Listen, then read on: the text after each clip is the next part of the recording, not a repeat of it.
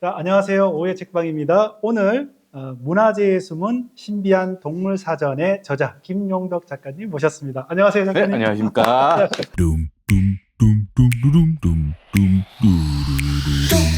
제가 먼저 짧게 작가님에 대해서 소개해드리겠습니다.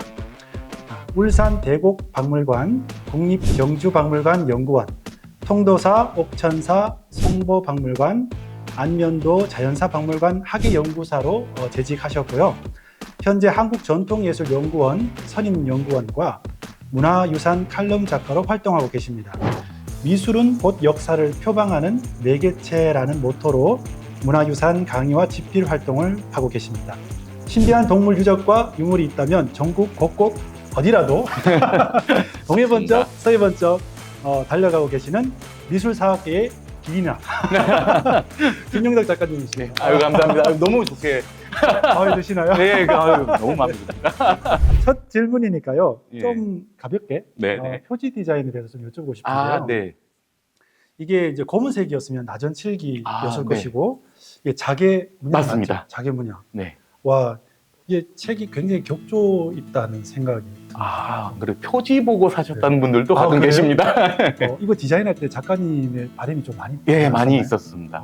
그리고 보라색이 좀 신비롭기도 하고. 그렇죠, 예. 맞습니다. 그리고 주변에 테두리가 있는데요. 네네. 이게 그냥이 아니라 게다가 통일신라 기와에 있는 여의문과 당충, 덩굴 문양, 전부 다 그런 걸 다 활용한 겁니다. 그렇구나. 네. 야, 좀 세심하게. 네. 여기에 자개 문양으로 들어가 있는 환상 동물들이 이제 책 속에 등장하는. 네, 맞습니다. 주제가 환상 동물입니다. 네. 환상이라고 하면은 이제 사전적으로는 네. 헛된 것 또는 이제 현실과는 좀 동떨어진 것 맞습니다. 이런 생각을 할 수 있는데 제가 칼융을 참 좋아해요. 네네. 칼융은 또 환상에 대해서 다른 이야기를 하셨거든요. 네네네.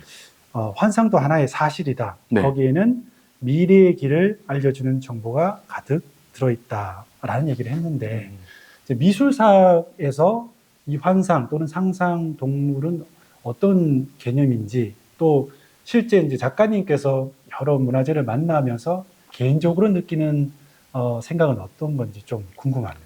칼륨도 저도 좋아하는데 그 영국의 정신분석가 중에서 그 멜라니 클라인이라고 있습니다. 그분이 이제 뭐라고 하셨냐면 본능의 정신적 표현이 바로 환상이다 라는 말씀하셨는데 네. 사실 그 본능이란 건 아름다움을 추구하는 거겠죠. 그게 사실 나타난 게 전 미술이라고 생각해요. 그거를 연구하는 게 바로 미술사학이고 네. 그 중에서 그 환상은 바로 이제 우리의 욕구를 나타내는 거죠. 미술사학 안에서도 이제 환상이라고 하면 네. 그런 개념에서 이해하고 연구되고 있는. 네, 맞습니다. 그러면 그 미술사학 그러면 거슬러서 선사시대 때 유물 유적까지 벽화까지 다 이렇게 연구가 되겠네요. 네, 맞습니다. 선사미술부터 네. 지금 현대미술에 이르기까지 와. 아주 긴 역사를 지니고 있죠. 연구의 범위가 굉장히 넓겠습니다. 네. 와. 그래서요. 제가 이제 책을 읽다 보니까 네. 뭐 고고학, 네. 그죠? 네. 그다음에 뭐 심리학, 네. 그다음에 뭐 미술, 그다음에 역사 이런 다방면의 소양이 다 있어야 되는 융합 학문처럼 느껴지더라고요. 네. 미술사학은 어떤 학문인가요? 그 미술사학을 잘 모르시는 독자분들도 많으실 그죠, 거예요. 맞습니다. 간단히 얘기를 드리면 네. 미술품으로 역사를 이제 훑어보는 학문인데 네. 사실 이 미술사학이라는 게 그 18세기 독일에서 먼저 개념이 정리가 됐고요. 근데 우리 동양에도 이미 남북조 시대, 남북조 시대. 예, 중국의 이제 남북조 시대부터 그 미술을 분석하는 개념이 있었습니다. 그리고 우리나라 같은 경우는 이제 한국 미술이 언제 정립이 됐냐, 네네네. 그거를 발단이 뭐였냐면 3.1 운동 민족 대표 33인이면서 그 서예가에 입한 위창 오세창 선생님이 계세요. 네. 위창 오세창 선생님이 이제 근역서위, 근역서위. 예, 그리고 근역서화징이라는 책을 내셨는데 그게 신라부터 근대 조선에 이르는 그 예술가들, 네네. 서화가들을 네네. 목록을 정리한 데이터베이스집이에요. 뒤로 이제 조금씩 연구가 되다가 그 일본에서 이제 우현 고유석 선생이라는 분께서 이제 호가 우현입니다. 호가. 예, 우현 고유석 선생님. 고유석 선생님. 네. 고유석 선생님이 미술사학을 전공하셔서 그 특히 탑 분야, 예, 석탑. 석탑. 예, 아, 석탑에서는 아직까지 우영 고요 선생님의 그 이론이 와. 그 정도로 열심히 연구를 하셨죠. 와. 1960년대까지 또 흘러가면 네. 옛날에 이제 보하각이라는 네. 사립박물관을 운영한 분이 계셨어요. 어. 그분이 어떤 분이냐면 간송 전영필 선생님이에요. 네, 그분은 압니다. 그 간송 전영필 선생님의 보하각이 이제 간송미술관이 됩니다. 아, 그렇구나. 네네네. 아, 그렇구나. 또 워낙 또 그 미술 예술의 조예가 깊으시고 아까 말씀드린 오세창 선생님의 제자이기도 하세요. 아. 간송 전영필 선생님. 그래서 60년대 이제 그 이분들의 성함을 다 말씀드려야 될 것 같아요. 아, 그래요? 네네네. 간송 전영필 선생님과 이제 네. 김월룡 선생님, 황수영 선생님, 진홍석 선생님, 최순우 선생님, 네. 그 다음에 홍사중 선생님 이렇게 모이셔서 고고미술 동인회라는 걸 만듭니다. 와. 이제 최초의 고고미술을 네. 연구하는 단체가 탄생이 된 거죠. 그리고 그 시대가 일제시대 때. 이건 또 60년대. 60년대. 아, 예. 그 이후에. 예. 그리고 이 고고미술 동인회가 네. 뭐가 되냐면요. 지금 한국 미술을 대표하는 한국미술사학회가 아, 그렇구나. 예, 네. 아, 유서가 굉장히 깊습니다. 엄청 깊습니다. 아, 일제 강점기 때 특히나 그때 우리 문화, 유산, 그다음에 미술, 유물들을 보존하고 네, 또 그걸 분석하고 네. 또 그걸 후손들에게 물려주기 위해서 그렇게 만들어진. 많은 분들의 노고가 있어요. 아, 예, 그렇구나. 이게 쉽게 저희들한테 그냥 온 게 아니거든요. 맞습니다. 네. 선생님도 그렇고 저도 그렇고 네. 사실 같이 공통적으로 좋아하시는 분이 한 분 있어요. 강우방 선생님. 아, 네, 맞습니다. 네. 강우방 선생님은 예전에 어떤 그 네. 언론 기사에서 옛 사람들은 지금보다 훨씬 더 네. 영적이었고 삼라만상에 가득한 영적 기운들을 실제 느끼고 네. 또 보고 그래서 이걸 조형으로 표현했다라고 하셨어요. 반면에 지금 우리 현대인들은 굉장히 이성적이고 각박하고요. 그죠. 또 예. 과학적이고 그래서 이런 세계관이라든가 사고방식을 갖고 있는 분들이란 말이에요. 네, 맞습니다. 그러면 이게 참 과거와 현재를 잇는 역할을 하시고 계시는 건데 네, 네. 보통 쉬운 일은 아닌 것 같아요. 아, 네, 맞습니다. 그 현장에서 좀 느끼는 고충이라든가 그럼에도 불구하고 힘든데도 불구하고 이 일을 하시는 보람이 있다면 이 일을 지켜나가고 있는 이유가 있다면 사실 이제 이 미술사학이 역사를 기반으로 한 학문이 있죠. 맞아요. 요새는 이제 한국사라는 과목이 대두가 되고 있고 집중 조명되는데 사실 그것도 암기식으로 달달 배우고 맞아요. 연표를 보고 맞아요. 그런 것도 참 안타깝고요. 그리고 학예사로 박물관에 미술관에 근무하면서 관람객들을 이렇게 보면요. 거의 대부분 한 전시품에 3초 이상 서 있지 않습니다. 아, 네. 네. 저도 아, 그렇죠. 맞아요. 네. 그래서 놓치시는 분들이 많을 거예요. 맞아요. 그런 거 보면서 이제 이거를 좀 어떻게 개선할 방식이 없을까. 그래서 생각한 게 그래 역사는 문화유산을 보면 자연스럽게 그렇죠. 읽혀질 거야라는 생각을 했고 그 중에서도 가장 쉽고 친숙한 게 또 동물 문양이거든요. 네. 아이들도 정말 좋아해요. 네, 맞습니다. 이 책 사신 독자분들 중에서 네. 이제 아이들이랑 이제 주말에 박물관 미술관 놀러 갔는데 맞아요. 아이들이 이거 뭐야? 저거 뭐야? 했는데 대답을 못 해서 오. 그래서 너무 부끄러워서 네. 샀다. 부모님들이 예, 부모님들이요. 그래서 그 부모님이 한 분 저를 그래서 뭐라고 불러주냐면 네. 덕큐라고 불러주세요. 덕큐. 김용덕 큐레이터. 사실 학예사가 네네. 영어로 하면 큐레이터니까요. 맞네요. 예, 맞네요. 너무 마음에 들어서 덕큐라고 하고 있습니다. 이제. 야, 캐릭터가 하나 나올 것 같습니다. 네. 말 나온 김에 네. 다음 책도 어린이를 위한 책을 준비하고 계십니다. 네. 어린이와 이제 10대를 위한 문화유산 도서를 지금 네네네. 하고 있고요. 얼마 전에 가문사지 아, 파트가 끝났고 이제 네. 분황사로 들어가고 있습니다. 분황사. 네. 아이들이 어렸을 때 저도 이제 그 도서관에 가서 빌려준 책들 중에 네네. 이제 환상동물, 네. 뭐 상상동물 이런 것들 이제 책을 주면 아이들 굉장히 좋아하더라고요. 좋아하더라고요. 아빠 백호가 왜 여기 있어? 뭐 네네네. 주장이 뭐야? 기린이 뭐야? 이런 게 막 묻거든요. 네. 근데 특히나 요즘 아이들이나 또 그 드라마나 네. 영화나 콘텐츠에 보면은 우리 상상동물, 환상동물들을 많이 녹여내서 만드는 것 같아요. 맞습니다. 맞아요. 근데 이런 시대가 되었기 때문이라도 더더욱이나 학예사님 역할이 더 중요하지 않을까라는 생각이 드는데 네네네. 그래서 궁금해서 한번 질문 드립니다. 지난번에 미스테리 작가님들하고 만났다고 하셨잖아요. 네네네. 혹시 그게 관련된 이야기인가요? 뭐 그런 것도 있습니다, 사실. 괴이학회라고 하는 이제 괴이학회. 네, 그 미스테리, 추리 네. 이런 쪽으로 이제 전문적으로 쓰시는 작가님들의 모임인데요. 네네. 이제 아무래도 그런 부분들 중에 이런 환상 속 동물들도 많고요. 오. 그리고 우리 무속 신화도 많습니다. 아, 그래요? 예, 그런 걸 주제로 이제 활동하시는 작가분들이 많이 계시기 때문에 이렇게 요새 많이 커뮤니케이션 하고 있습니다. 아, 그렇군요. 예.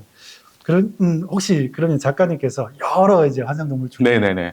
야, 요거는 진짜 드라마로 한번 만들어서 아, 또는 이렇게 요건 전 세계에 한번 내세울 만한 이게 좀 독창적인 네네네. 상상 동물인데 라고 좀 애정을 갖고 있거나 소개하고 싶은 동물이 있다면.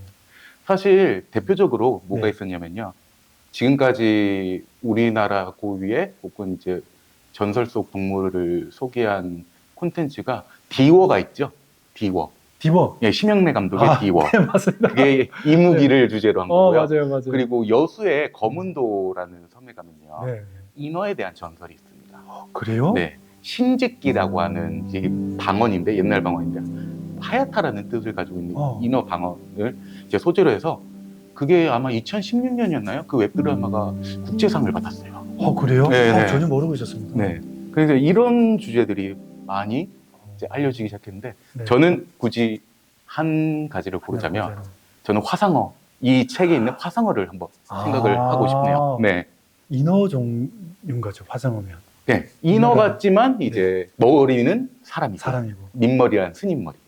그리고 네. 몸통은 거북입니다. 거북이. 네. 특이하다. 사실 그 화상어에 대해서 잠시 설명을 드리면, 우리나라에서 오리지널로 온 친구는 아니고요. 그 17세기 때 17세기 예, 중국 명나라에서 삼제도해라는 그 백과사전이 편찬이 됩니다. 네네. 근데 그게 인간과 자연과 관련된 모든 걸 다 종합한 백과사전인데, 근데 그게 좋은 점이 삽도가 있습니다. 그림이 예, 그림이 있는 백과사전입니다. 그래서 이제 그걸 따라해서 일본은 또 화한 삼제도해라는 거 만들기도 하는데, 네네네. 그게 조선까지 넘어옵니다. 네네. 그리고 왕실에서 창고될 만큼 엄청난 파급력을 미치죠. 왕실, 그 다음에 그때 당시 또 실학자들이 있었죠. 맞아요. 예. 그렇다면 사찰은 당연히 받았습니다. 그 사찰에 화상어가 표현이 되죠. 특히 팔공산에 있는 사찰에. 팔공산. 네. 우리가 알고 있는 영천 은혜사와 은혜사. 영천 은혜사 백흥한 극락전 수미단과 그리고 경산 환성사 대웅전 수미단에 화상어가 새겨져 있습니다. 근데 이게 다만 그 모본을 참고로 했는데 개성이 넘쳐요. 은혜사 화상어 같은 경우는 투구를 쓰고 있는. 투구를. 예. 그 투구가 어떤 투구일까 하고 봤더니 그 불화 속에 그 신장들이 사천왕 같은 신장들이 쓰는 투구더라고요. 빨간색 반바지를 입고 있는 경우도 있고. 반바지. 네. 아주 귀엽습니다. 네. 근데 또 이렇게 머리가 이렇게 뻗쳐 있거든요. 이렇게. 그럼 이제 우리가 불화 속의 악이라고 하는 예, 그런 존재들이 이렇게 막 머리가 뻗쳐 있어요. 그죠. 그런 요소들이 다 녹아다는 데 있고요. 또 웃긴 게 여의주를 갖고 있어요. 여의주를 갖고 있다고요? 네.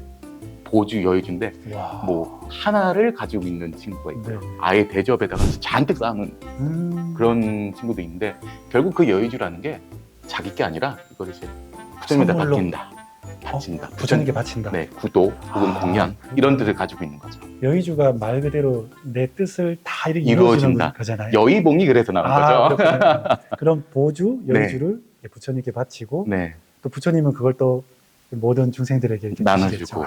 네. 그렇구나. 그래서 이 화상어는 중국 미술은 막상 또 그렇게 찾아보기 힘듭니다. 그래요? 이 정도면 우리나라의 대표적인 동물, 환상동물로 해도 되지 않을까. 그렇구나. 네. 말씀하신 이제 팔공산, 뭐 은혜사, 그 다음에 가릉비가를 소개한 이 환성사, 거기가 제 고향입니다. 제가 정말 중고등학교 때 거짓말을 조금만 보태서 매주 찾아갔던 곳들이거든요. 네, 갓바이 부처님부터. 맞아요. 네. 근데 그때는 작가님 책 보기 전까지는 그런 게 있는지 없는지도 몰랐어요. 그렇죠. 그러니까 보아도 볼 수 없는 운이었는데 이제는 사실 이제 찾아가서 볼 수 있을 것 같아요. 이게 직업병일 수도 있는데 작가님은 그럼 이제 어느 곳을 가든 어떤 유적을 가든 보통 사람들과는 다른 눈으로 보실 것 같거든요. 네, 맞습니다. 유적과 인물을 보시는 작가님의 어떤 시선은 어떤 건지 좀 궁금합니다. 동물을 항상 찾아다니죠. 동물을 찾아다니는데 그 동물들을 보면서 약간 뭐라고 할까요? 그 오랜만에 만난 친구 같은 느낌이라고 할까요? 그리고 이런 친구들이 결국은 제 생각에 영감을 주기도 하고 그리고 제 연구하는데 도움을 주기도 하니까 아주 소중한 친구라고 생각을 해요. 네. 그러면서 전국 팔도에 있는 네. 이제 문화재 속에 있는 동물들을 찾아서 뭐 다음 달에도 충북으로 한번 갈 예정입니다. 중국이요? 충북 예천. 충북. 네, 충북. 예천으로. 괴산. 예. 충북 정말 괴산. 동해번쩍 써있 네. 혹시 이렇게 얼굴이 조금 검으신 것도 아, 답사를 워낙 많이 다니셔가지고. 네, 맞습니다. 제가 한 가지 더 궁금한 게 있는데 네. 얼마 전에 한 스님으로부터 이제 제보를 받으셔가지고 네네네. 가셨잖아요. 네. 제가 진짜 궁금해요. 거기 어떤 동물을 찾으신 건가요? 그러려면 일단 그 사찰에 대해서 말씀을 드릴게요. 네네. 경남 남해가 아주 경치가 좋은 곳으로 유명합니다. 거기 해안가에는 용문사라는 사찰이 있습니다. 용문사. 혹시 네. 바닷가에 있는? 예, 바닷가에 있습니다. 용문사라는 아주 고즈넉하고 좋은 사찰이 있는데 이 사찰이 그냥 사찰은 아닙니다. 그 왕실 사찰입니다. 조선 왕실의 사찰. 와, 조선은 유교의 국가인데도 왕실 사찰이? 의외로 조선의 왕실에서 불교를 지원을 해준 경우가 많습니다. 그래요? 네, 숙종과 관련된 사찰입니다. 그쪽은. 근데 전화가 와가지고 용문사 법당이 이상한 게 있어요. 이상한 동물이 있어요. 뭐지? 근데 제가 사실 옥천사라는 사찰의 박물관 학예사로 제가 근무를 했었는데 그 옥천사가 쌍계사라는 하동의 쌍계사의 말사입니다. 남해 용문사도 쌍계사 말사입니다. 그래요? 네. 쌍계사가 엄청 큰 절이에요. 엄청 큽니다. 네. 총림 사찰이라고 해서 우리나라에서 아주 큰 사찰 중에 하나죠. 가장 그렇구나. 연관이 있다 보니 그렇게 인연이 돼서 남해에 갔는데 일단 저는 스케일에 놀랐고요. 사실 대웅전이 그렇게 크지는 않습니다. 건축 기법부터 안에 있는 문양들이 예사롭지가 않더라고요. 보통 이제 해안 사찰의 특징이 뭐냐면 그 해안의 해양 생물들을 이렇게 표현을 합니다. 뭐 여수 흑역사 같은 뭐 미양사 이런 데 보면 돌에다가 거북이나 개를 이렇게 물고기라든가. 네. 근데 그게 거의 대부분 이제 석조물에 많이 표현을 해요. 나무로 조각을 해서 천장에 떡 있는 겁니다. 그게. 나무로? 네. 거북이가 새끼를 이렇게 업고 있는 것부터 시작해서 장어처럼 생긴 긴 물고기도 있고요. 그래서 일단 고기 한번 놀랬고 용이 엄청 많습니다. 용이 엄청 많습니다. 용문사라서 용. 약간 그런 게 있죠. 예. 그리고 왕실 사찰이잖아요. 왕실. 그렇구나. 네. 왕실 사찰을 이게 뭐가 달라도 약간 격이 다릅니다. 그러네요. 용이 왕을 상징하는. 왕을 상징하기도 하지만 이제 불교에서는 이제 부처님을 수호하는 역할을 하기도 하는데 그 용들이 전부 다 왕실의 그 용과 스타일이 비슷합니다. 이건 아무래도 왕실에 영향이 있었을 거야라는 걸 그래서 알 수 있는 거죠. 혹시 발이 몇 개인가요? 발이 거긴 5개입니다. 5개. 네. 와. 오조룡입니다. 예. 숫자 5자가 그 이제 음양오행에서 보면은 한 가운데 있는 토를 뜻하니까 이 5라는 숫자가 사실은 황제를 뜻한다고 제가. 네, 맞습니다. 그런 의미가 있겠네요. 네. 그래서 황제나 왕의 그 옷에는 골룡포라고 하죠. 네네. 거기에 이제 오조룡이 있죠. 와. 근데 경복궁 천장에는 7조룡. 맞아요. 7개예요. 고종 황제가 세웠던 흥선대원군이 흥선대원군이 고종의 아버지지 않습니까? 맞아요. 예, 그러니까 재건을 한 거죠. 네, 중건을 한 거죠. 중건을 한 거죠. 예, 임진왜란 때 계속 타 있었거든요. 맞아. 근데 이게 사실 엄두가 안 나는 대국가 프로젝트죠. 맞아요. 그러다 보니까 계속 놔두고 있다가 흥선대원군이 큰 결심을 합니다. 그래서 이제 경복궁을 다시 짓죠. 거기에 7조령.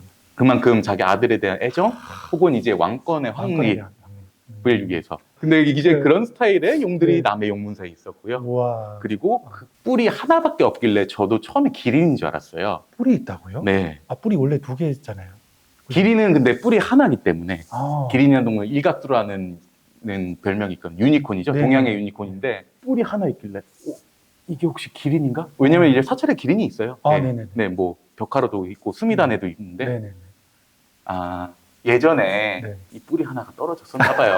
결국 용이었는데. 아, 원래 영이었는데. 네. 근데 그 용 또한 이제 왕실과 관련된 사찰에서만 네. 나타난 스타일이었어요. 어. 그래서 제가 스님한테 이 정도 용이면요. 네. 열 길이는 안 부럽습니다라고 했습니다. 와. 네네. 그렇구나. 네, 남의 용문사 진짜 꼭 네. 추천드립니다. 와. 네. 신기합니다. 작가님께서 설명해 주시는 중간중간마다 뭐 네. 유니콘하고 비유하시기도 하고 네. 책에도 보면은 서양의 상상동물 네. 그리고 우리 한국의 상상동물을 네. 많이 비유를 하시면서 비교하시면서 보여주시거든요. 네네네. 이렇게 하신 의도가 있지 않을까 생각했는데 어떤 건가요? 아, 물론 있습니다. 네. 아무래도 우리 지금 문화 속을 보면요. 게임, 네. 뭐 소설, 이런 판타지 소설 같은 데를 보면 전부 다 이제 서양에 있는 동물들이 그렇죠. 등장을 해요. 네네. 대표적으로 이제 마블의 음. 토르가 있죠. 네.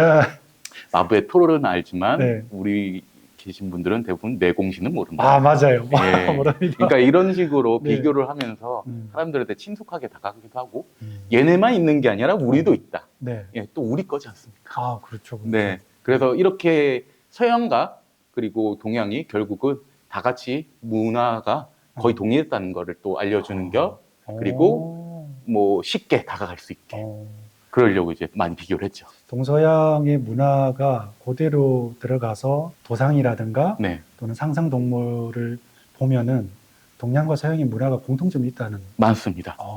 대표적으로 이제 우리가 알렉산더 대왕 있죠. 네네. 알렉산더 대왕이 동방원정으로 인해서 그때 시대를 헬레니즘 시대라고 부르죠. 네.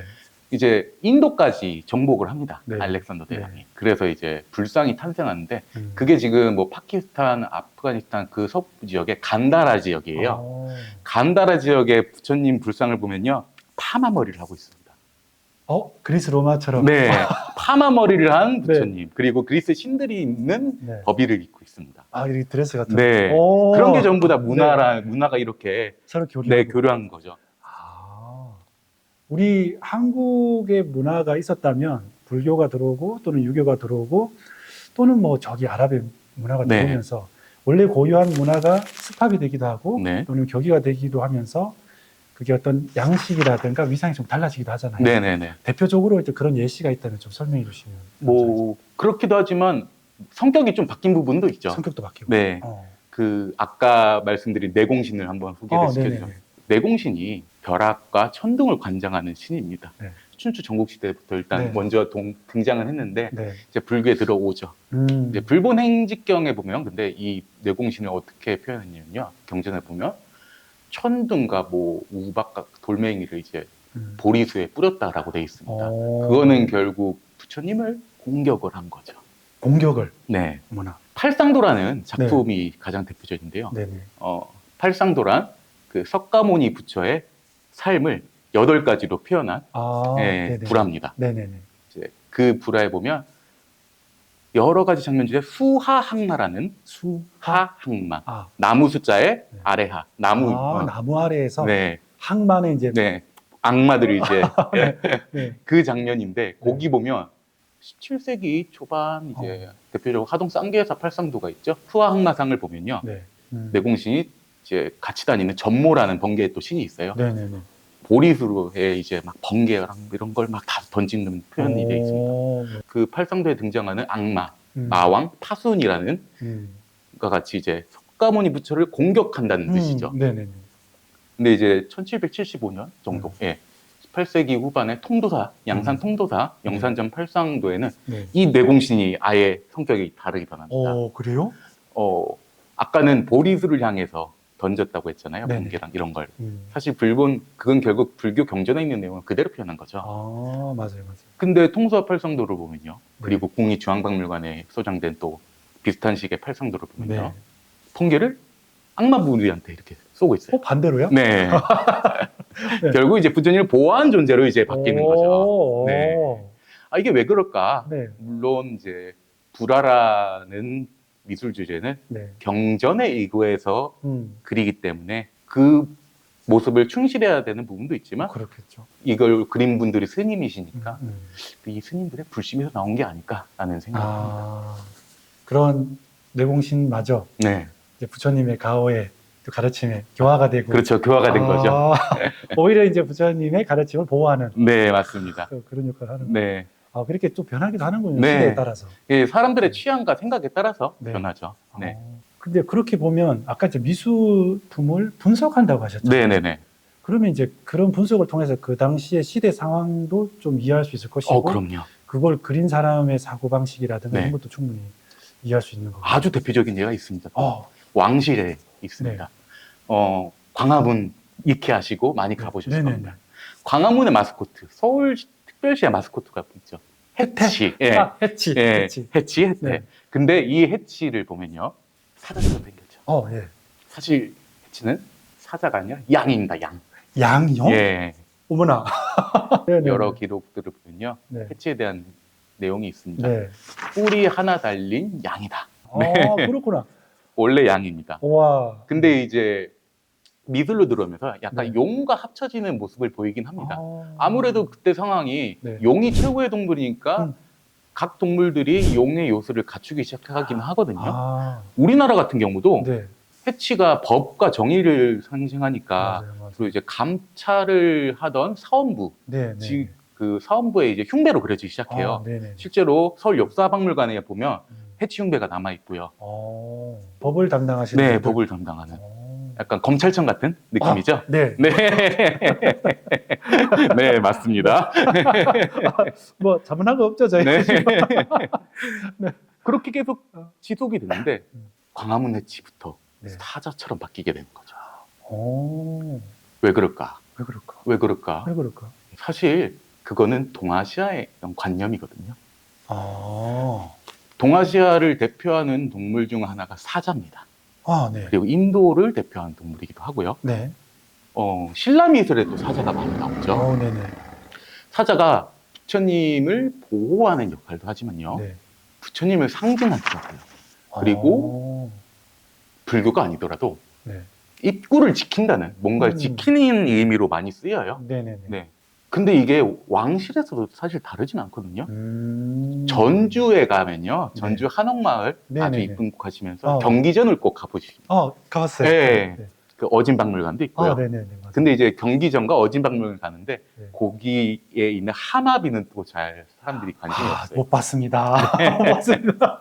맞아요. 그 하마비는 사실 하마비 경기전 그 자체는 왕실에서 관리하던 곳이잖아요. 태조 이성계의 어진이 모셔져 있으니까. 맞아요. 그럼 그건 분명히 왕실에서 만든 하마비일 겁니다. 근데 보통 하마비가 비석만 딱 있어요. 근데 경기전 하마비는요. 사자가 두 마리 쌍사자가 이렇게 비석을 받치고 있습니다. 와. 결국은 아까 말씀드렸던 그 동아시아에서 뭔가 입구를 지키는 네. 사자의 관념이 왕실에도 결국 있었다는 겁니다. 네네네. 근데 또 웃기지 않습니까? 그러면 사자로 가면 되지 않습니까? 그렇죠. 구태여 왜 해치라고? 그죠. 이게 광화문의 의미가 참 크지 않습니까? 당시에는 이제 광화문이 경복궁이 중건되었다는 것을 알리는 가장 큰 매개체죠. 맞아요. 게다가 신하들이 왔다 갔다 하는 그 출퇴근길의 정문이었으니 그죠. 그때 당시에 신하들이 어떤 마음으로 정치에 임하겠느냐라고 생각해서 사자 모양으로 해치는 만들지만 항상 정치에 임할 때 법을 지키고 네. 정의롭고 네, 그런 걸 위해서 그래서 저는 이 해치를 조선 스타일 해치라고 조선 스타일 해치. 네, 맞습니다. 이때부터 나오기 시작합니다. 이야. 예, 그게 다 의미가 있습니다.